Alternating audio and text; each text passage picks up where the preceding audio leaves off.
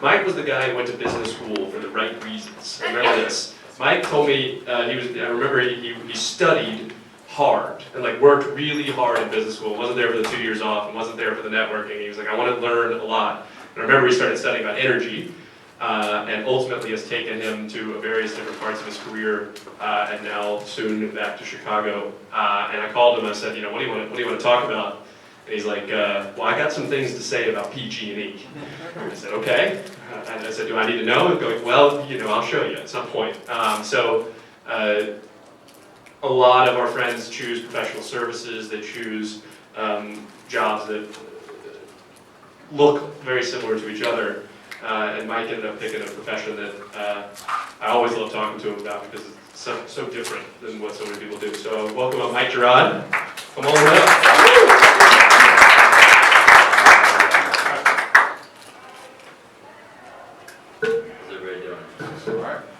Eli, I think I heard you last night with the over-under on the dog helmets. He hit the over.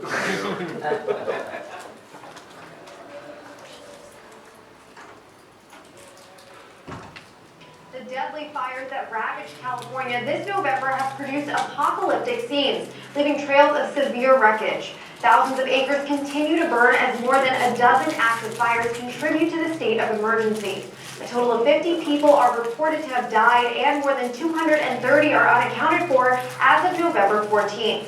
And the state's most destructive fire in history could still do more damage. Across the state, more than 8,000 firefighters have been deployed to battle flames and wind gusts of up to 40 miles per hour. In total, 250,000 people have been displaced. North of Sacramento's Camp Fire became the deadliest in California's history as it decimated the towns of Paradise and Chico, burning through 135,000 acres of land and the thousands of homes in its path. Residents captured the frenzied scene on social media as their streets were left in ashes and homes were reduced to rubble. At its peak, the fire grew the size of more than one football field every second, and as of November 14th, only 35% of the blaze is contained.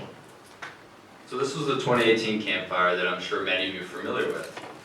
And as Eli said, I'm in the energy sector, so why am I here talking about wildfires? And that's because the culprit in this case is the 10th largest utility in the United States and the largest one in California.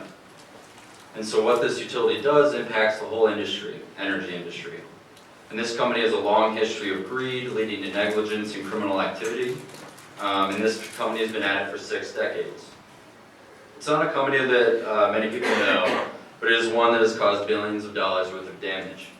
So this company is Pacific Gas and Electric, and its trusty mascot, Ready Kilowatt. So let's go back to 1952, where PG&E's damage really began in a different kind of disaster. For this, we're going to Hinckley, California. Chromium-6 is an odorless and tasteless metallic element which is highly toxic and carcinogenic. Breathing particles of it can cause lung cancer. Even a small amount of it can cause skin burns, pneumonia, complications during childbirth, and stomach cancer. Now, even in the 1950s, this was known about the chemical. And PG&E had a compressor station plant in Hinckley alongside their natural gas transmission plant. And in this process at the compressor station, PG&E was using this carcinogenic chemical, chromium-6, throughout the process.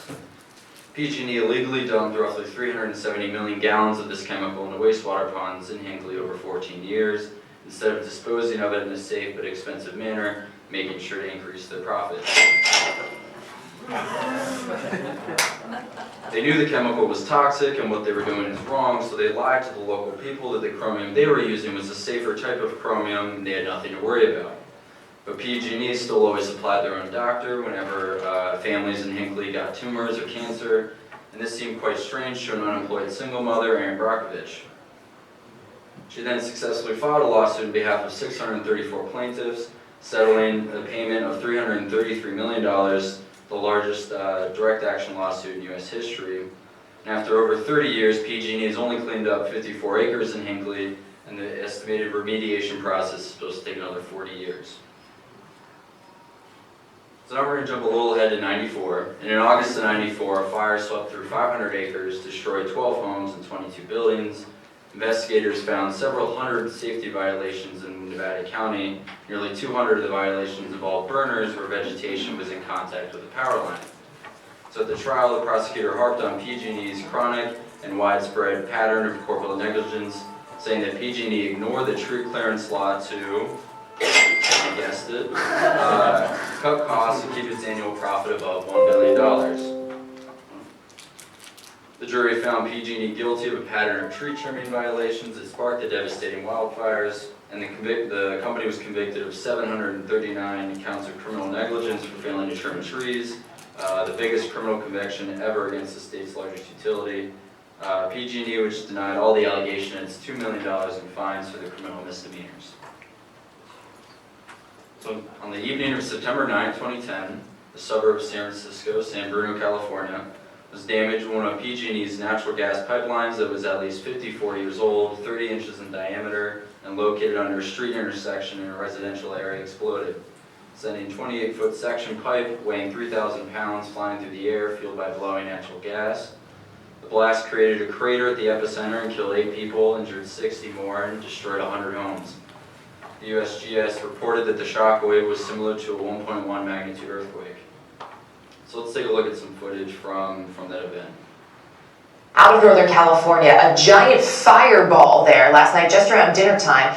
Dozens of homes destroyed after a huge explosion last night. It was apparently caused by a broken gas line. It happened in a San Francisco suburb very close to San Francisco International Airport. Priya David Clemens is at the scene in San Bruno this morning with the latest. Priya, good morning.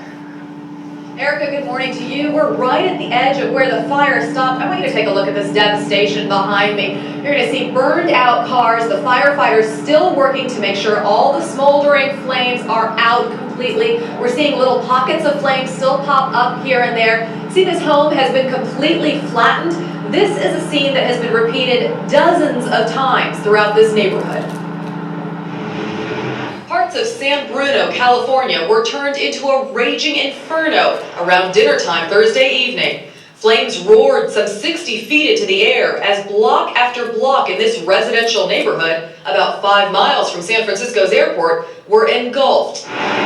Witnesses reported hearing and feeling a large explosion, leading to early speculation that a plane may have gone down. It sounded like a jet, almost like just a giant roar, and then the biggest boom I've ever heard in my life. But it was a high-pressure natural gas line that ruptured, caused the explosion, and then fueled the spectacular blaze. So an investigation placed all the fault for the blast on PG&E. The report stated that the pipeline that exploded in 1956 did not even meet safety standards at that time. PG&E was charged with 12 criminal felony counts alleging violations of the Pipeline Safety Act. 3 years later, a United States grand jury charged PG&E with knowingly and willfully violating the act. And instead of hiring enough staff to work the pipelines, PG&E falsified thousands of records between 2012 and 2017 to hide the fact it didn't have enough workers to effectively locate and mark the natural gas pipelines as required by law to avoid fines for not completing the work on time. In 2015, PG&E was fined $1.6 billion in 3 investigations related to the explosion, the largest penalty ever levied against a public utility in U.S. history. In October of 2017, many different fires started in Northern California, covering 245,000 acres and killing 44 people. These were the costliest group of wildfires on record, causing $14.5 billion in damages, and they were predicted to cost the U.S. economy $85 billion. PG&E was responsible for their own lines and poles, starting 13 separate fires that devastated North Carolina. These fires were caused by electric power and distribution lines and the failure of power poles. So upon further investigation, it was found that the utility violated state law governing vegetation management. Each of the fires was caused by trees coming into contact with power lines or other equipment. PG&E failed to follow state laws requiring adequate space between trees and power lines, saving money and making sure they increased their profits. Analysts estimate PG&E could face up to $12 billion liability for the 2017 wildfire season. A final liability dollar amount is still being calculated and tallied. And so after all this, PG&E probably hoped that this would be the worst event they'd have to deal with. Unfortunately, it only took one more wildfire season for things to get far worse. And now we're back to 2018, the Camp Fire. The Camp Fire was the deadliest and most destructive wildfire in California history. It is also the deadliest wildfire in the U.S. since the Cloquet Fire in 1918, and it's high on the list of the world's deadliest fires. The fire killed 85 people, covered 153,000 acres, 19,000 structures were destroyed, and the total damage was $16.5 billion.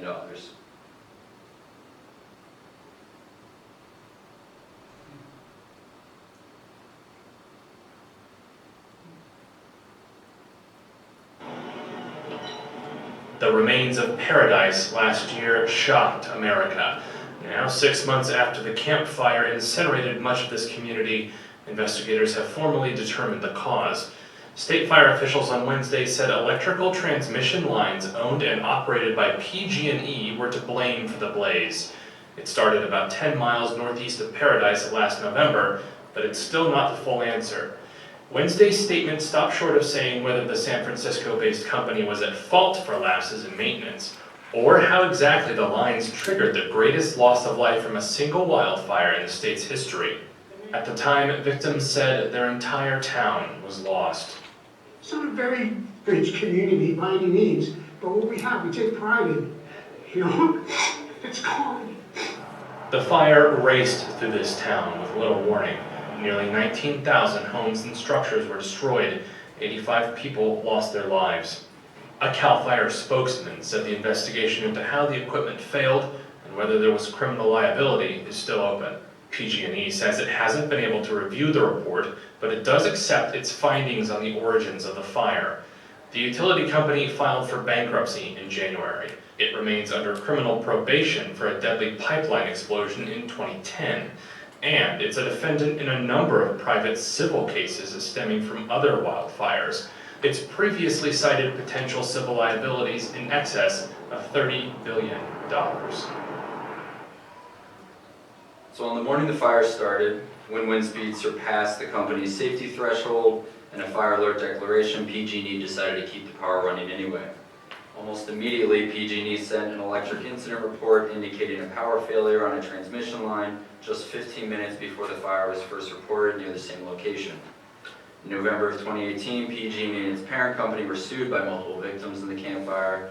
And in addition, California Attorney General told a federal judge that PG&E could be tried for murder or manslaughter if the utility is found to have operated its equipment in a reckless manner. In May of 2019, after a 6-month investigation after that last video was filmed, it was confirmed that PG&E did cause the Camp Fire. The California Governor Gavin Newsom escalated his criticism of the utility, blasting it in a court filing for mismanagement, misconduct, and failed efforts to improve a woeful safety culture. So in 2019, January of 2019, PG&E announced that it's filing Chapter 11 bankruptcy. It's being called the highest profile climate change bankruptcy to date. The company's expected liabilities from the devastating wildfires are over $30 billion. And the company's share price has dropped over 90% since before the 2017 fire. As bankruptcy proceedings are moving forward, Governor Newsom says we should not forget that PG&E entered these Chapter 11 cases as a convicted felon with 5 different felony convictions for safety violations and 1 conviction for obstruction of justice. After all this, maybe PG&E has learned their lesson, not quite. They decided to move customers' damage claims to the bottom of the stack of bills to pay in bankruptcy, almost making it certain they would not get paid. Adding insult to injury. For those directly injured by the PG&E bankruptcy, it's hard to find a silver lining here. So going forward, is there hope for this embarrassment of a company? Maybe. The utility has since gone through an overhaul at the top. New CEO Bill Johnson, formerly of the Tennessee Valley Authority, testified at the Capitol that he's committed to making the company accountable to customers and victims. Johnson said the first thing that I'm going to do is bring intense focus on the fundamentals of operating a utility system, clear roles, clear accountability, clear standards of what good looks like, and I've already seen a number of places where we're not even pretty good. He said the company will be laser focused on safety and added, I won't expect you to believe that until you see results. As part of his focus on safety, Bill Johnson fired John Frank, who was Vice President of Safety and Health. I'm not sure what he was doing. He said the company is going to inspect tens of thousands of miles of lines, hundreds of thousands of pieces of equipment. It would cost between $600 and $900 million as part of a system-wide safety program that also includes trimming trees around its lines. So this is just PG&E, but let's take a look at what a utility company can actually do to shore up its utility system. Utility companies across the country have fortified, updated, and protected their power delivery systems. Here's how. One of the most obvious changes is to beef up physical infrastructure. That's called hardening the grid. High winds, snow, wayward branches, and wildlife like squirrels and woodpeckers can damage wires and poles, increasing the risk of fires and outages. This goes for dry climates like California, where a historic drought preceded mega fires in 2017 and 2018. Southern states are exposed to high winds during hurricane season, and much of the Northeast and Midwest are subject to heavy snowstorms. Grid hardening looks different in different parts of the country, but some experts recommend PG&E bury their power lines underground, out of the way of branches and squirrels. Duke Energy has buried sections of their lines that are particularly vulnerable. They call it targeted undergrounding. But the cost of burying power lines underground is enormous, and it would ultimately fall on customers.